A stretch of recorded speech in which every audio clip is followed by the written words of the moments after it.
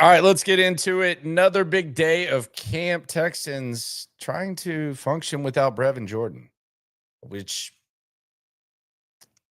I think they can do. They have a lot of options to do. Did they give us any clues today? There were a couple of things that stuck out, including perhaps a guy that I didn't think had a chance at making this squad.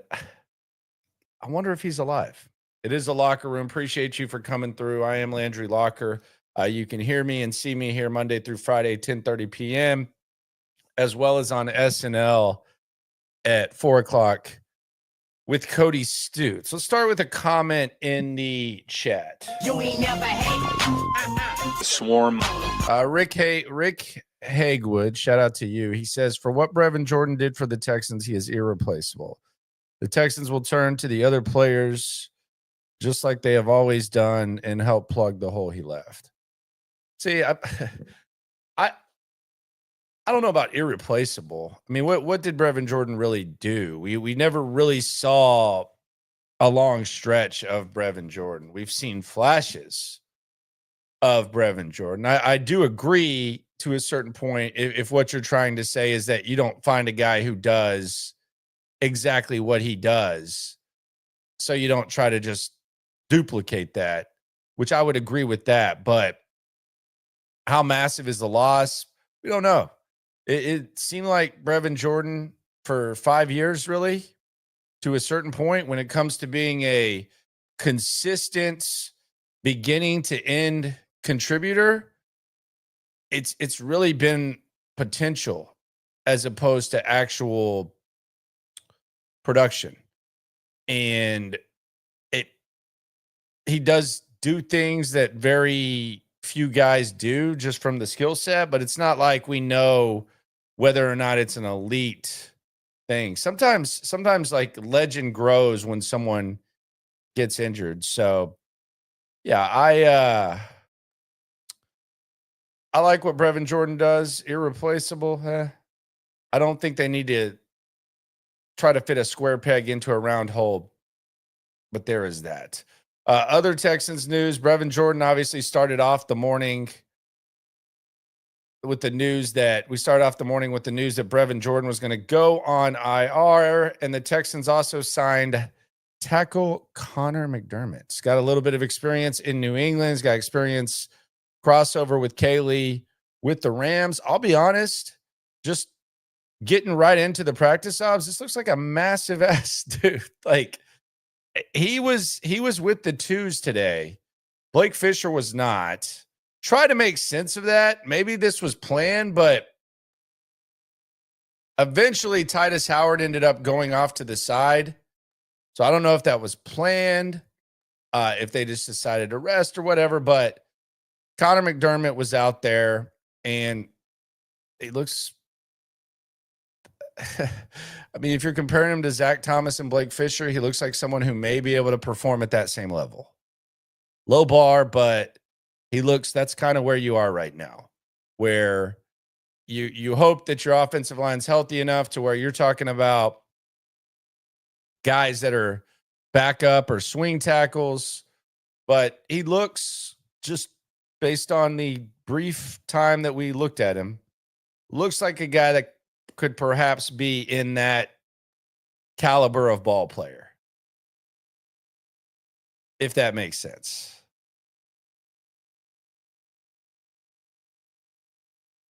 As far as the practice ops, let's get into these.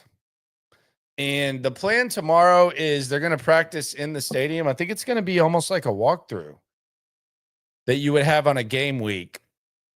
And then on Thursday, they're going to have Carolina in town. It's going to be the last open practice. And then they'll have the game on Saturday. They'll be off on Friday. So tomorrow, they're just kind of going to be coasting, kind of a nice little walkthrough in the stadium. And then we'll get the Carolina practice, which I anticipate is going to be cranked up quite a bit. But let's get into the practice ops. Then we'll get into the offense minus Brev Jordan. And then the case for John Metchie. Didn't think I would be doing this, but the case for John Metchie. So sports are fluid. Sometimes things kind of shape up. Sometimes it's what the actual player of discussion does. Sometimes it's what the players around him do or don't. And there might be a perfect storm that keeps John Metchie around the squad despite everything they've done at receiver. We'll get into that in a sec. First, though, let's give these practice obs. So, interesting observation in the secondary line. You only have two guys in the Petrie line inside. One of them is Jalen Petrie, and one of them is Arthur Mollett. And Arthur Mollett, number 22, had a hell of a day today. And we talk about corners, we talk about versatility, all that type of stuff. Like this guy, he's been in the league for a while. I think there were two pass breakups, true, pure pass breakups in 7-on-7, and they were both by Arthur Mollett. So keep an eye on him, and he's been doing it for a while, and he's the only guy in the Petrie line. Now, another interesting note, when I say Petrie line, you guys know what that is if you watch this show. It's the DBs, the safeties are in one line, the corners are in the other, and then they have Jalen Petrie goes through like a whole different type of indie drill, independent, and install all that. Miles Bryant was at safety. So he was in the safety line and he was practicing with the safeties. Miles Bryant today.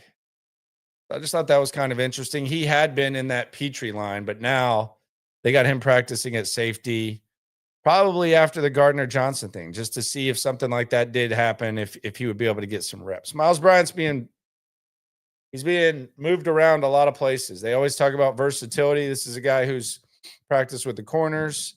He's practiced in the Petrie line. He's practiced with the safeties.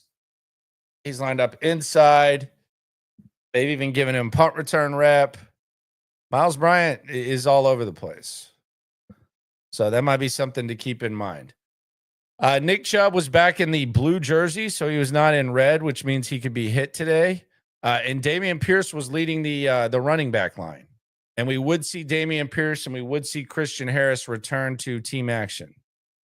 So they were having full practices today for number 48, number 31, Christian Harris and Dameon Pierce, both first team reps for each of them. So they're both getting a decent opportunity. It'll be interesting to see what they look like against Carolina. So there were some one-on-ones with the receivers and the corners. And John Metchie was the star of this thing. If you want the play-by-play, we can give that. But John Metchie was the star of this, and John Metchie caught two passes on Derek Stingley. I think the highlights have been out. I saw that Ari Alexander had him, and then I guess Sean Pendergast retweeted. It looked like someone just stole them. Didn't even give Ari credit and put their own writing on him or whatever. But you can check it out on Sean Pendergast's Twitter feed if you want to see the highlights. Matter of fact, we can probably pick these up. Let's see. But yeah, Metchie was looking pretty good. And one-on-ones, they're supposed to favor the receiver. But I think just the fact that John Metchie is lined up with Derek Stingley, I think that's pretty impressive. Yeah, Ari Alexander with the rep. Let's pull this up real quick. This was rep 1 with Metchie.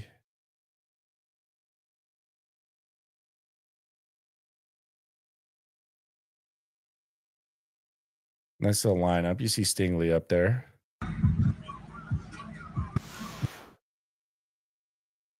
Nice little out. Get off me. Boom. Toss. Smooth sailing.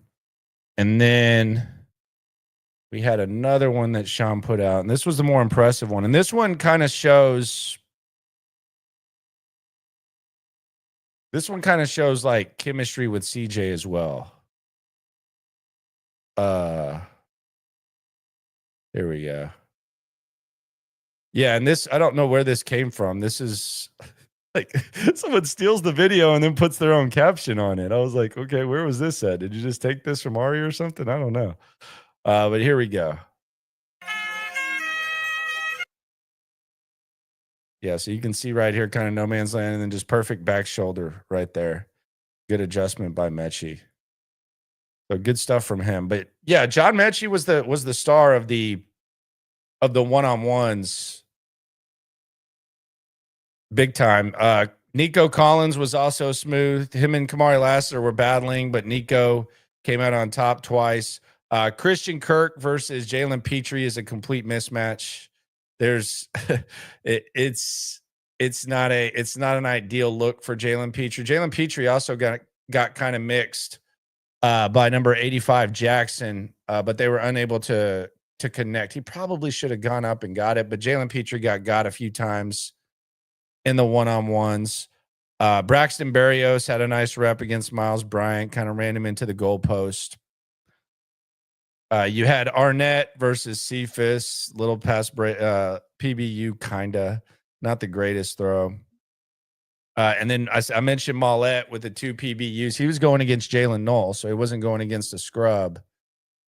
And then you had Justin Watson not really looking that good. So the John Metchie thing, I was watching this and I was just starting to wonder, okay, so how they thought they were going to play offense is kind of changing a little bit, because as Rick said at the start of this, they're not going to try to duplicate Brevin Jordan.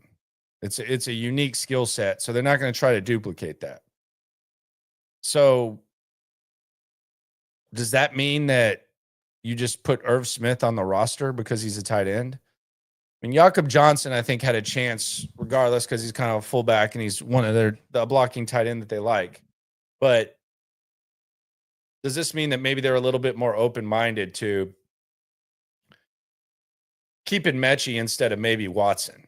And we'll make that case in a second. But I do think the John Metchie thing is kind of alive. Would I bet on it? Don't know. Alive. But I will say that they will at least get something for John Metchie if he's not on the team. I think there's enough intrigue there. I don't think he's part of the long-term plans, but they will at least get something. So in install, the offensive line was the one that we've been used to. Special teams, Cade Stover was in Brevin Jordan's spot. That's another element of Brevin Jordan's game that really doesn't get a lot of attention. He turned himself into a pretty damn good special teamer. And then in 7-on-7, really not a lot going on in 7-on-7. Berrios kind of gave Petrie the work.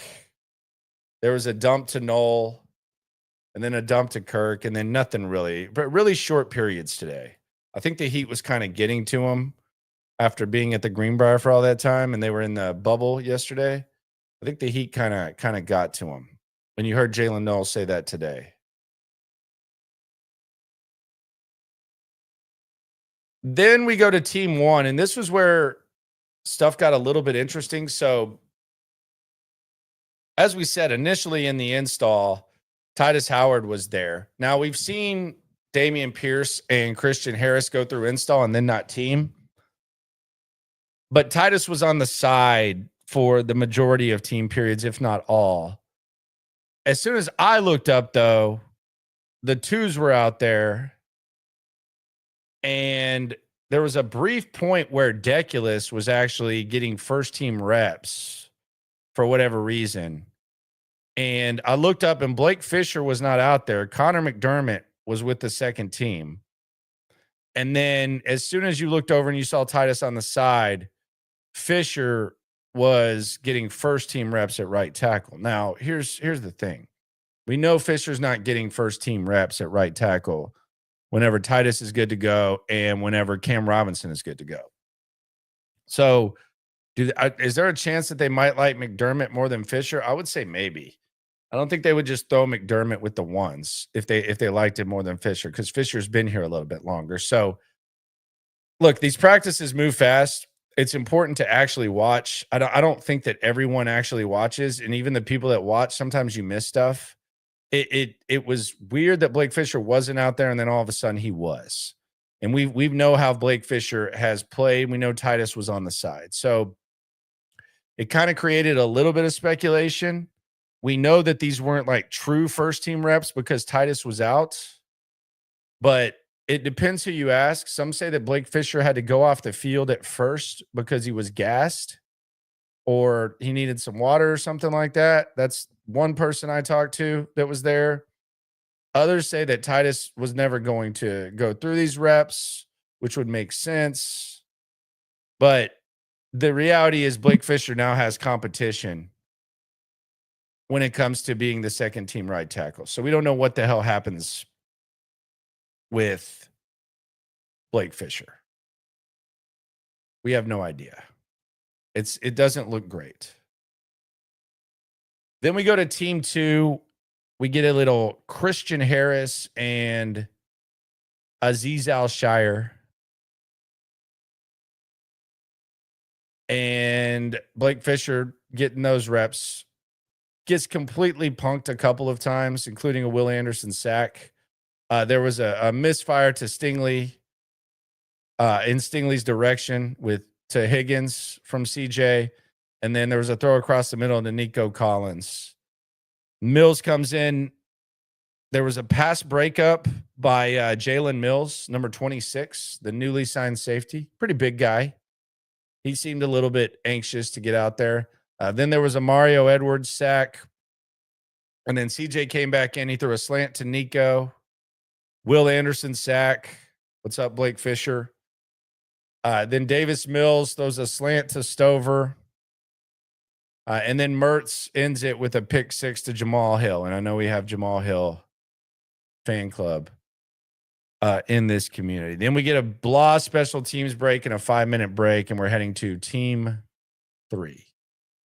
So the biggest takeaway so far at practice is John Metchie, could he? And Blake Fisher, what is he?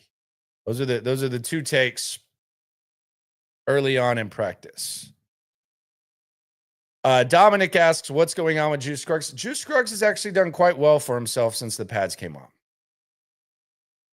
And it's not all just about Cam Robinson getting hurt. Juice Scruggs went from not getting reps to getting more reps and playing better when the pads came on.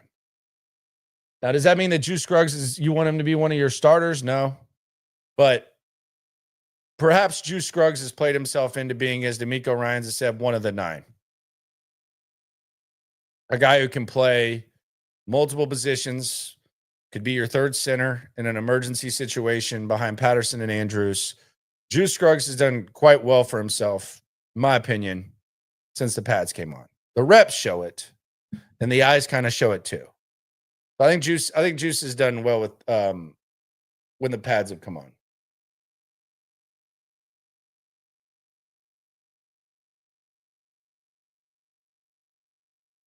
Our new reality says they drafted Lachey. Why not coach him up? What does coach him up mean? I'm not being tried. I'm asking, like, what do you mean by coach him up? You don't think they're coaching him up?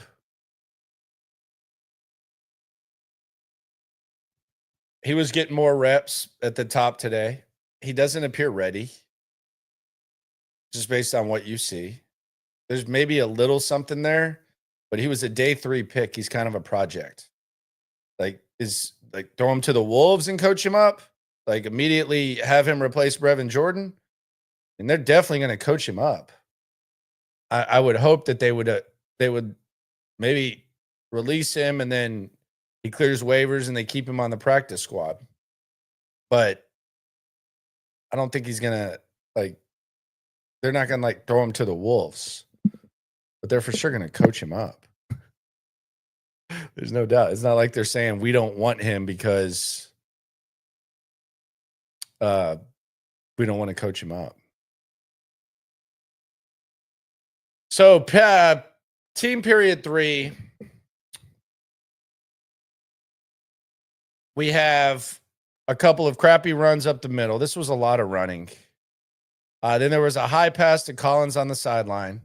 Then they did something interesting. They put Lachey and Jakob Johnson in, and they ran up the middle with Chubb, with the lead blocker and the tight end. Kind of an interesting looking run. Then CJ Stroud, one of his worst misses of camp, right up there with the Nico Collins miss in the end zone at the Greenbrier. Easy touchdown for Barrios up the side. I couldn't tell if it was a wheel route or he just did some work out of the slot, but he was wide open. Would have been like a 45, 50-yard touchdown. CJ misses it. You can tell. CJ knows he should have had it. And then one of the dogs of the day, and really one of the dogs of camp. I'm a dog, I'm a dog, I'm a dog, I'm a dog. In more ways than one, Kamari Lassiter. Georgia Bulldog and complete dog on the field in camp with the interception. Looked like there was maybe some miscommunication with the receiver. Then we saw Austin Deculus come in. He got a first-team right tackle rep. Like Blake Fisher's getting first-team reps, and he has to leave the field for Austin Deculus. I mean, it's just getting worse and worse for this guy. And then Davis Mills, he hands it to Marks, who goes right. Then Marks left. Then Arthur Mollett, another PBU. That's a three-piece combo in practice. And then a pass off of Xavier Johnson's chest. And D'Amico Ryans called this period early. 3 minutes, he just called the period early. And after this, we saw Darrell Taylor walking off the field under his own power. It looked like perhaps he was dehydrated. Didn't look too hurt. And we saw him walk off the field the other day. So Darrell Taylor walking off.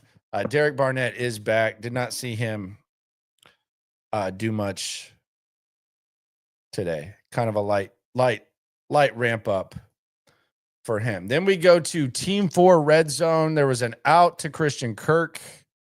Then there was a rollout where the ball slipped out of CJ's hands. Then a just perfect going through his progression. CJ Stroud gets it to Higgins in space, who I think he would have had a chance to score. They called him down at the 7.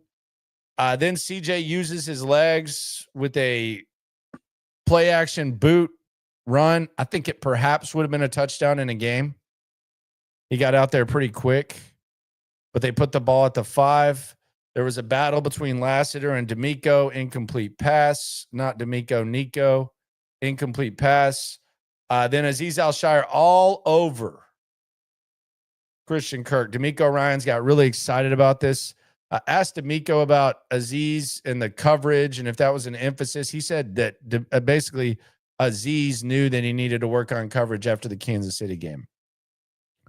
Then another dog of the day. I'm a dog, I'm a dog, I'm a dog, I'm a dog. Derek Stingley with an interception of CJ Stroud at the 2 on 4th and goal from the 5. And then we conclude practice with Miles Bryant coming in at safety. A strong 4th and short run from British Brooks. Then 2 downs. Arnett versus Noel battle, incomplete. And then a Marks pitch perhaps was a touchdown. Debatable in an actual game, but he does look like he has a little juice to him. And that was the end of practice. So that was a wrap on today. I'll be back at it tomorrow, and then Thursday is going to be insane. We're really going to enjoy that big time, no doubt. The Truth says, has the defense regressed since camp? No, not at all. They're doing just as well. They were going to be like this is no disrespect to CJ Gardner-Johnson. They're going to be a better defense with CJ Gardner-Johnson, I think.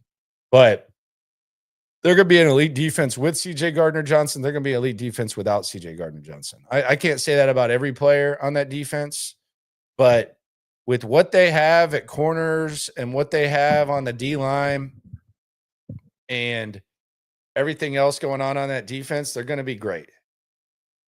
And no, there hasn't been a regression at all. There's been some competitive moments where the offense has kind of stuck out. It's maybe a little bit quieter. But nah, there hasn't been like some significant drop off from that. Obviously, they're better with him out there, but nah, there hasn't been any regression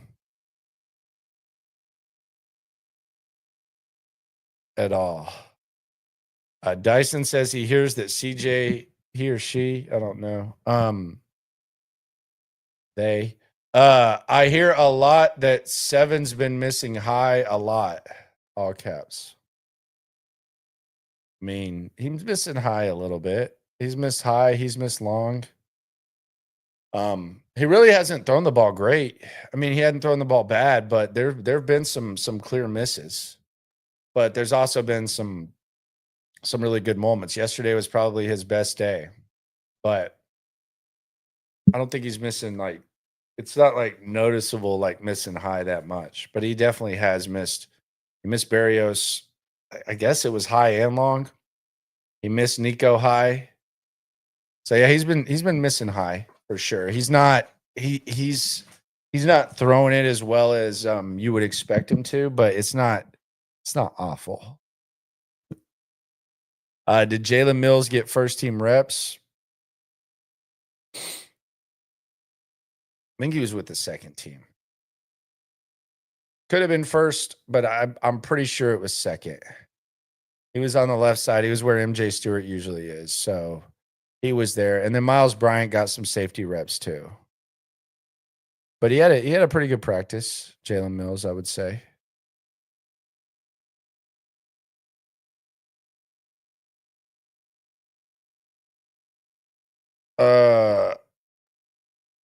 Texans play against the Panthers on Thursday, not tomorrow. So that's where that is. And we'll see what the offense looks like without Brevin Jordan. Today, we saw Lachey get some work. We saw Stover and Schultz still, and then we saw Jakob Johnson. Irv Smith still not ready to go, although he's always working out on the side, and he's not on any list or anything. So we may see him. I also think we might need to look at British Brooks and Jakob Johnson chances at the 53. I thought that Johnson had a chance to begin with, but British Brooks, someone brought this up today because I talked about how good British Brooks was at special teams and how clearly good he is. And I want to give him credit at nomad_Scott on X. So he looked up British Brooks's, and this makes it all make sense.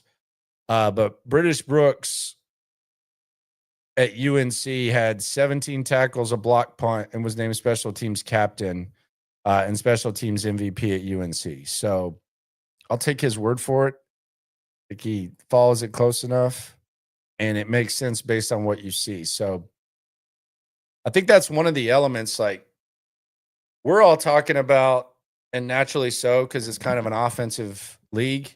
We're talking about, man, how do you replace Brevin Jordan on offense? First of all, I don't know. Like, we've never seen Brevin Jordan from beginning to end. So a lot of it's just kind of out of sight, out of mind, and kind of over romanticized because there's some voids in this offense, and it leaves a lot to be desired when he was out. But we also aren't taking into account enough how much he kind of developed into a special teams guy. So you got to fill that as well.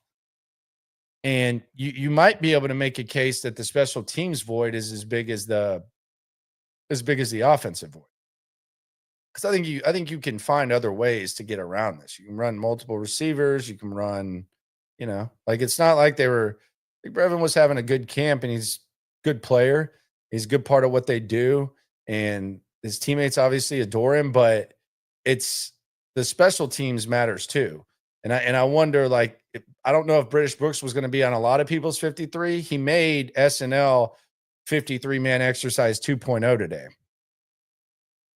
because of that. And the other thing is he's done some like tight end fullback type of stuff. Is it going to be something that you want to see all throughout A game, probably not, but he has done it. And it seems like when he has the opportunities, he figures that out. It just seems like one of those guys that you might want to keep around. I don't think you have to go get like some waiver wire tight end for Brevin Jordan. I don't think there's too many that are that much better than Irv Smith. Like all the names we're hearing. Like I saw like I keep hearing these names and I'm like, okay, Everett. Like, what does Everett do? Everett doesn't do anything close to what Brevin Jordan does. So you're just bringing in a guy just to bring in a guy? Doesn't make a lot of sense to me.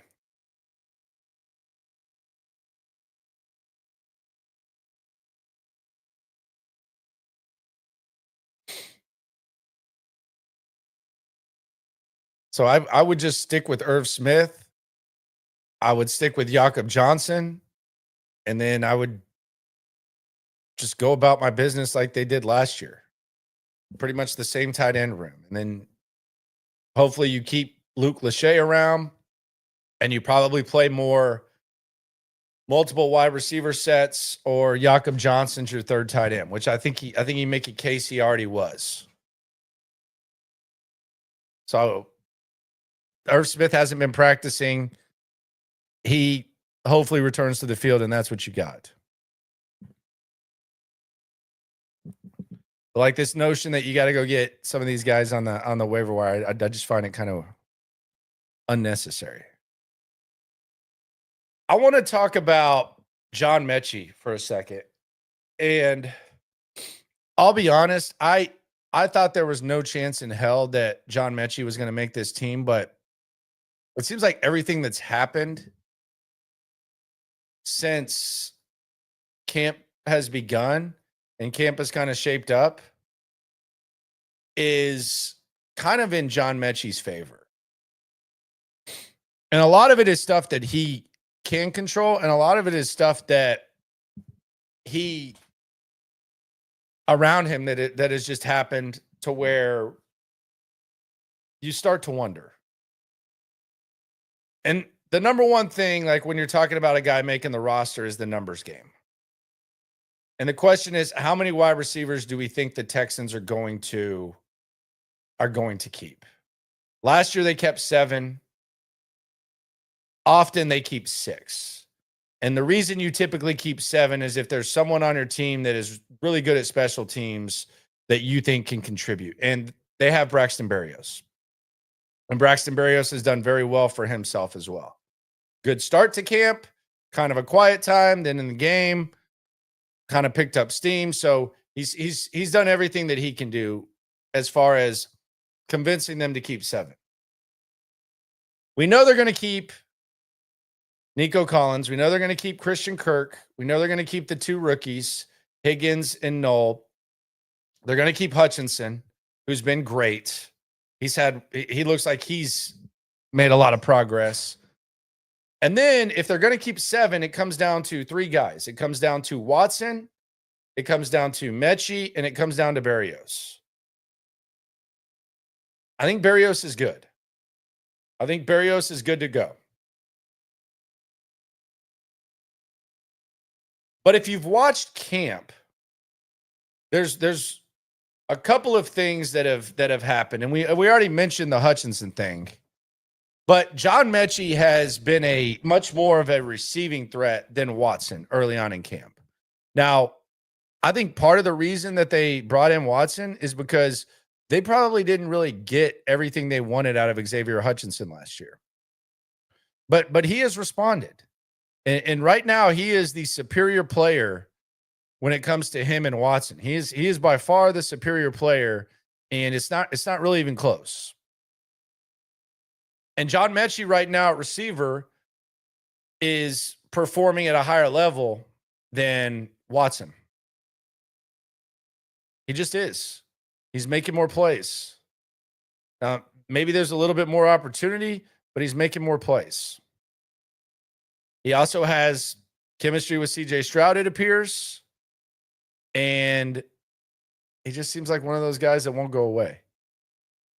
So I think the decision is interesting. Am I pounding the table for John Metchie? No, but I do see a path for John Metchie on this roster, and it's as simple as Xavier Hutchinson has performed better,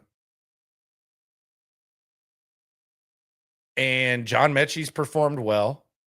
Brevin Jordan goes down, and maybe you kind of expand your imagination a little bit, and you want guys who can perform more. Like if you had Brevin Jordan on the offense, maybe you're just like, okay, Watson, he's kind of a lunch pail type of guy. He's gonna be in the right place, all that. We'll just keep him around. Well, maybe now you're trying to get more creative. And the more dynamic receiver, if we're talking about Metchie and Watson, it's definitely been Metchie.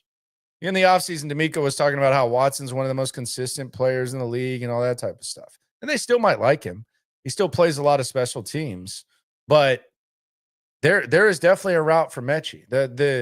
The possibilities and the imagination whenever you lose one of your top 3 tight ends, and it's kind of a position that you start to look in other areas. And I think there is life for John Metchie, and I think there's a case to be made for John Metchie, which admittedly I did not see happening, but it has happened, and we just laid out how and why that has happened. But regardless of whether he stays or not, if John Metchie leaves, you're going to get something for him. Someone is going to kick the tires on John Metchie. Somebody is going to.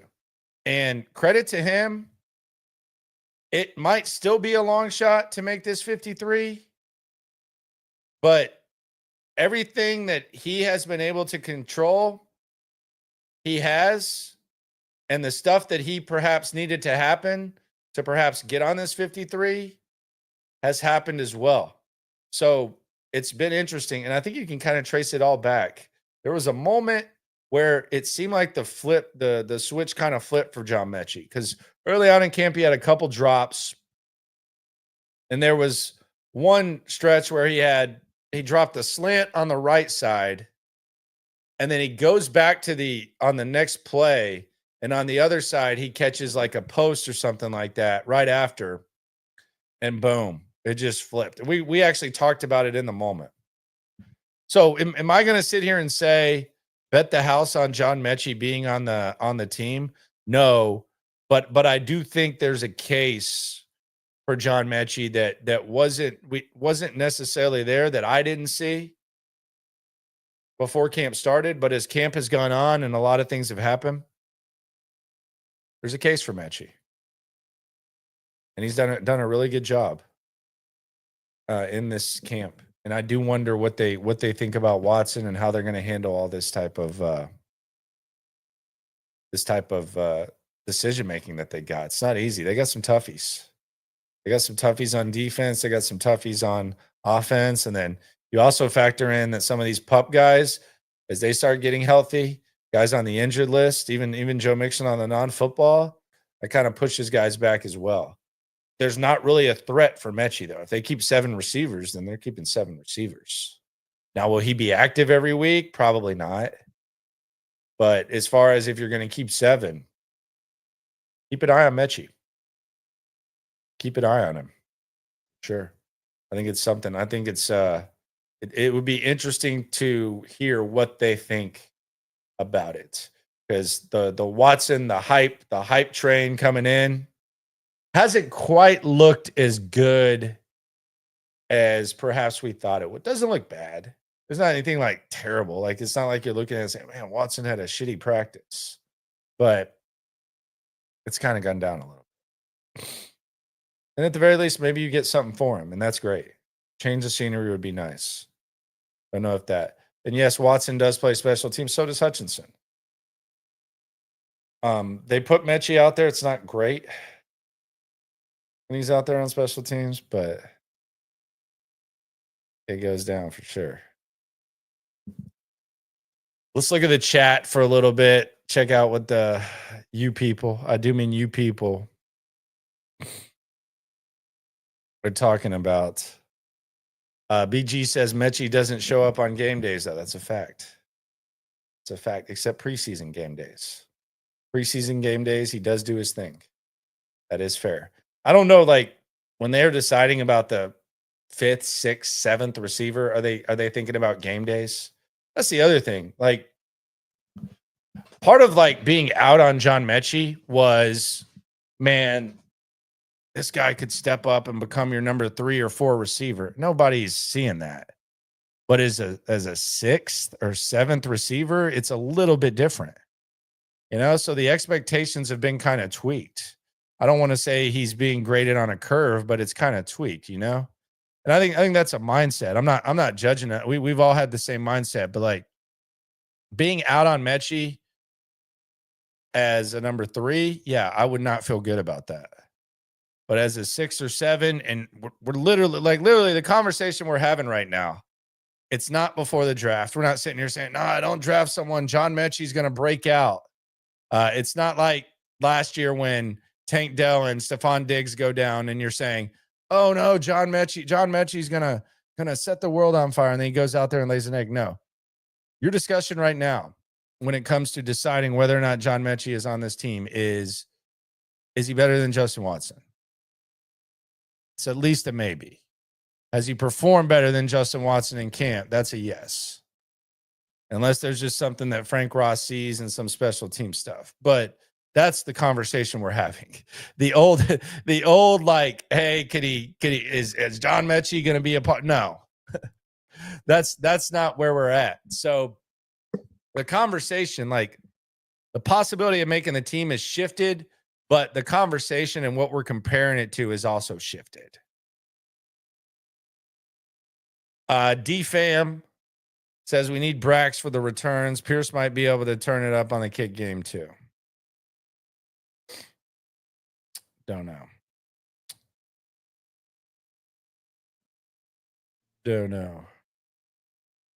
Arts by Beware loves John Metchie. I wish Metch did more of those linebacker hits. She likes John Metchie very much.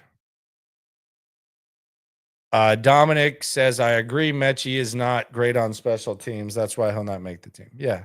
That would be one of many reasons. Wouldn't be like some travesty if John Metchie got cut. Bruce says, give Metchie a chance. This is a new season. Man, how many times are we going to say that? But he's not competing with Berrios. Berrios is good. Berrios is straight. I actually like the answer Berrios gave. He's a chiseled vet at the podium.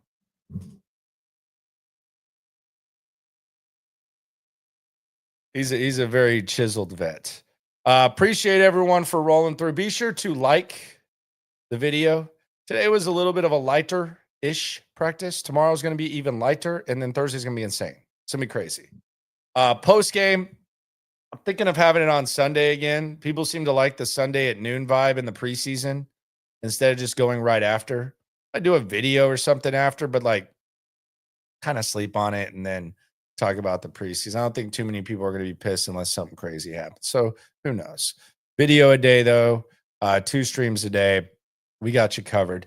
Also, so after practice, the Texans like kind of showed all the stuff they got going on and like the new foods and stuff. There's a new scoreboard. It's really nice. The stadium looks a lot newer.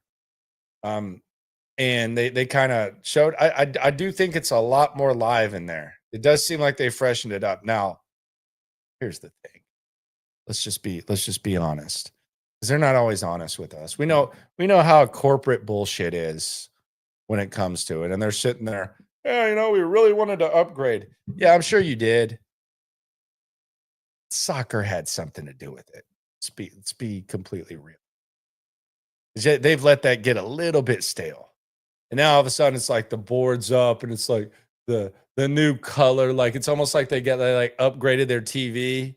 They went from like the $1,000 Costco TV to they went to Best Buy or something, and they went right to the, and they've upgraded. It's big, it's bigger, it's definitely much more clear picture. The The videos around appear to be upgraded. It's nice. The concourse looks fresh. Like you can see it. It looks great. And they're just sitting there and they're like, yeah, we really thought about this, blah, blah.